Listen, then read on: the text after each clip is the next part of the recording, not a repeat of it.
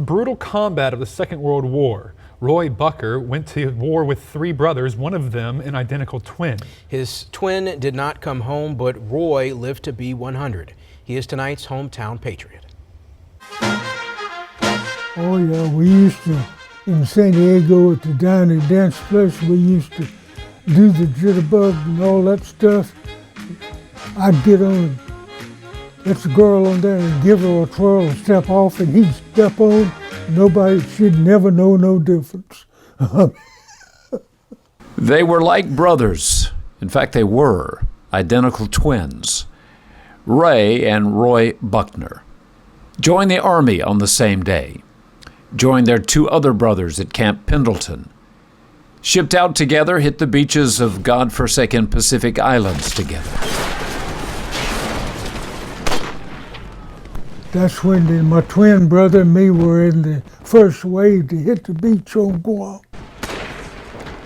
They were platoon sergeants together. He was on the right with his 29 men. I was on the left. Witnessed the horrors of war together. The Japs were a terrible enemy. Roy remembers one American GI whose body was mutilated by the Japanese. Looked down at him and took sticks, stuck it in his eyes, cut his tongue out.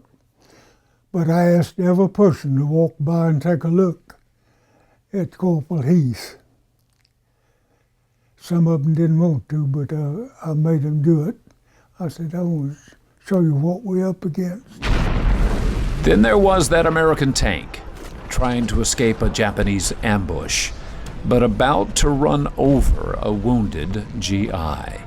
Here come a Jap out with a magnetic mine gun, slap it on the side of the tank. Raised up to get it. I got him before he could throw it.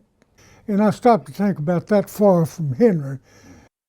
For that, Roy was awarded the Bronze Star. But the vicious fighting continued, and one day his brother Ray is mortally wounded. Everything was full up, so they put him and me in a tent. For 7 days, Roy watched his brother slowly die. I just had to hold him on the bed sometimes, you know, and he was in such a bad shape.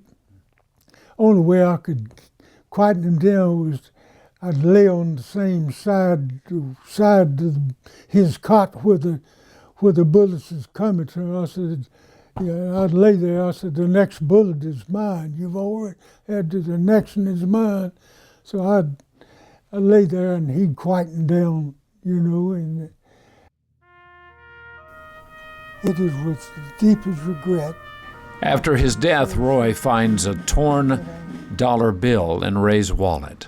A dollar bill in half. He keep a half, and I keep a half. A pledge the two brothers had made back at Camp Pendleton.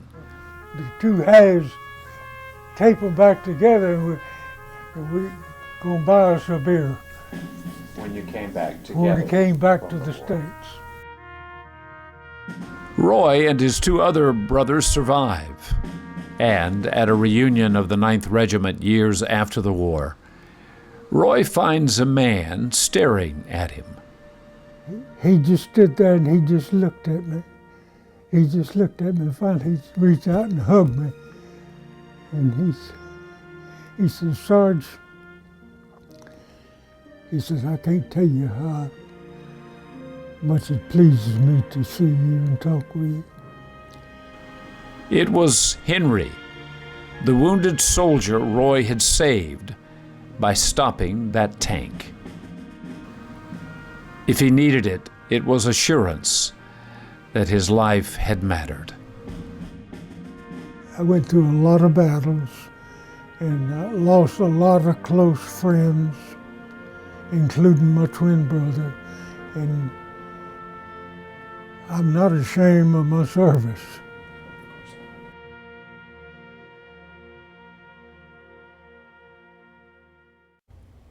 And if you would like to nominate a Hometown Patriot, go to ktbs.com/hometownpatriot or send an email to hometownpatriot@ktbs.com.